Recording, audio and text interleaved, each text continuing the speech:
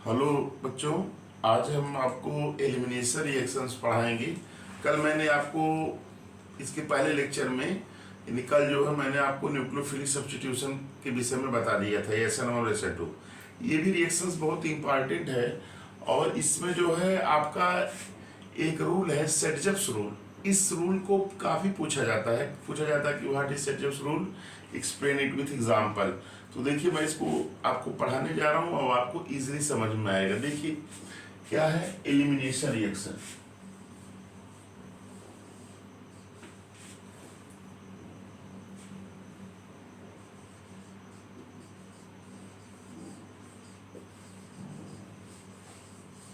Elimination reaction ये आपका topic है आज का।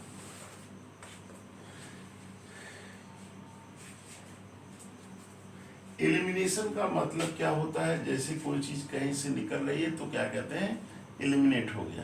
तो जैसे देखिए इसमें बेटा एग्जांपल से मैं समझा रहा हूं, आपको समझ में आ जाएगा। जैसे देखो ये है CH3 CH2 Br। एक चीज और ध्यान दीजिएगा, एलिमिनेशन रिएक्शन जो होगा इसमें hello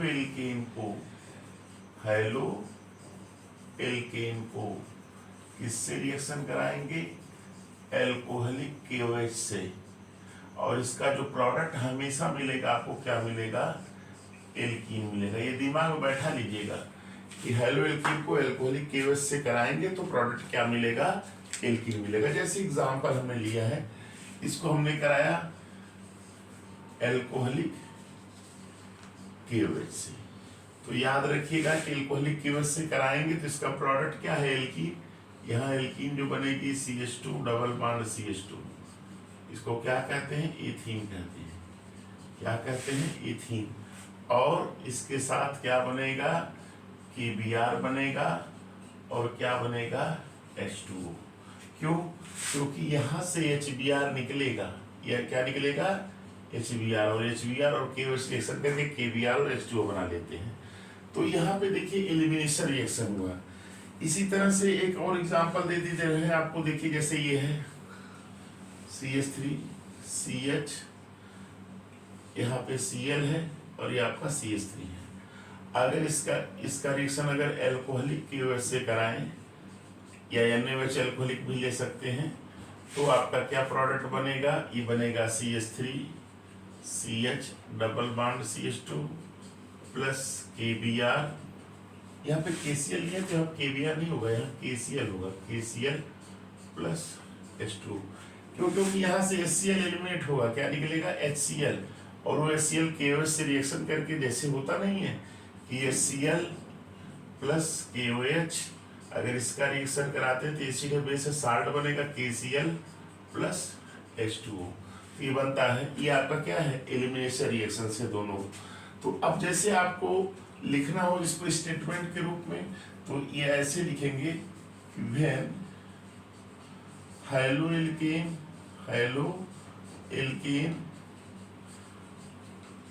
reacts with alcoholic KOH or alcoholic NaOH, alkene is formed, ALK यानी alkene is formed,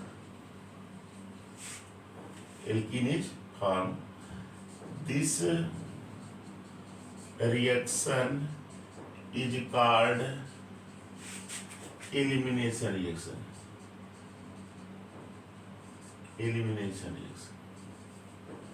इस रिएक्शन को हम क्या कहते हैं, एलिमिनेशन रिएक्शंस कहते हैं। ये लिख सकते हैं आप।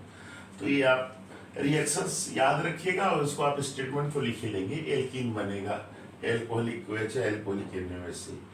एक चीज और बता दे रहे हैं, यहाँ पे जो होता है, यहाँ पे बीटा हाइड्रोजन आइटम एलिमिनेट होता है। कौन सा हाइड्रोजन आइटम एलिमिनेट होता है, बीटा हाइड्रोजन। लिख दे रहे हैं यहाँ पे, सिंस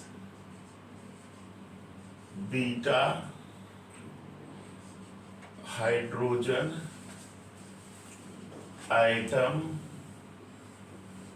is involve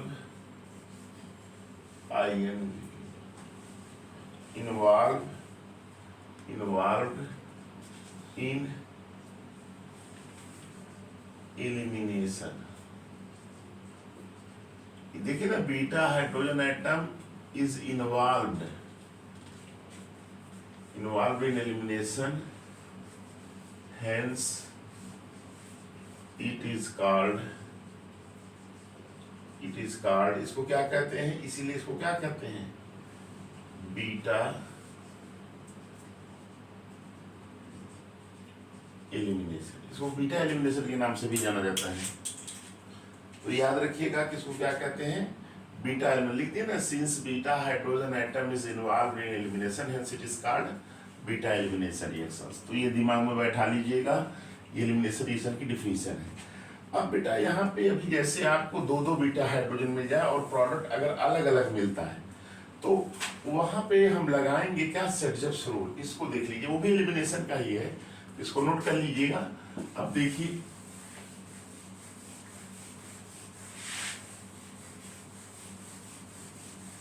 जैसे देखो बेटा आप लोग ध्यान से देखिएगा, एलिमिनेशन रिएक्शंस में जैसे पूछता है SAYTZE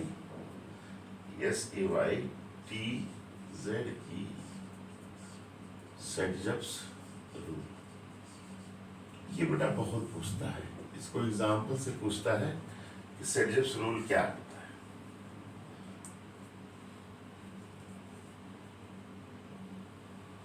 देखिए, सेट-जब्स रूल समझने के लिए जैसे देखिए लगेगा कब, जैसे देखिए दो तरह से, जैसे एक प्रोडक्ट पहले एग्जाम्पल से समझिए, स्टेटमेंट हम अभी लिखा देते हैं।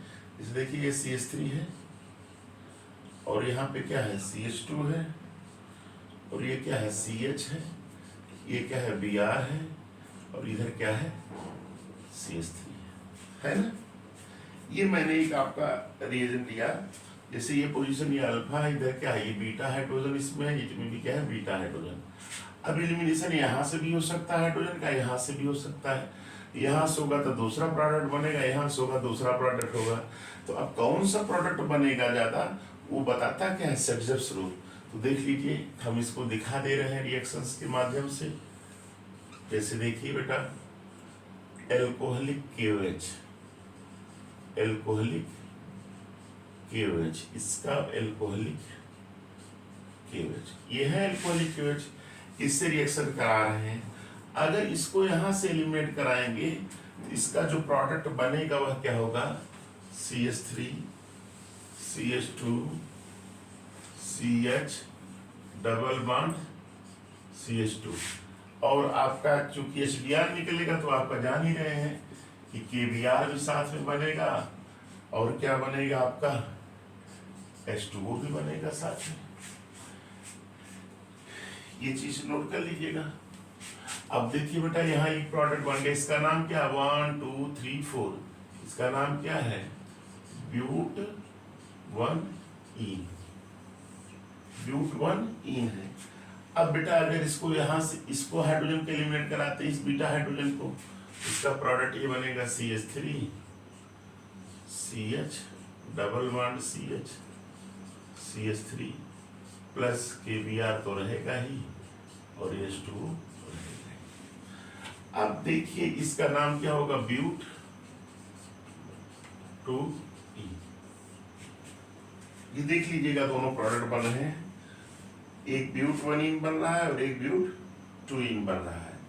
अब बेटा यहाँ क्वेश्चन क्या उठता है कि मेजर कौन बनेगा। तो ये सेट-जब्स रूल है क्या, सेट-जब्स रूल देखो हम लिख दे रहे हैं। अब इसी आधार पर आप बता देंगे क्या कि in dehydro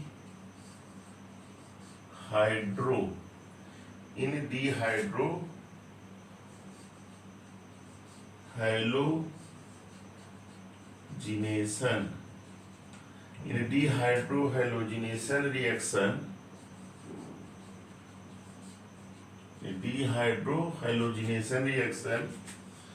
more alkylated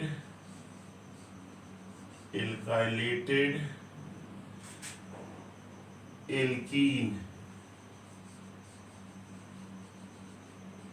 is formed as major product। ये है बेटा सिडजप्स रूल क्या है, डिहाइड्रोहेलोजिनेशन रिएक्शन।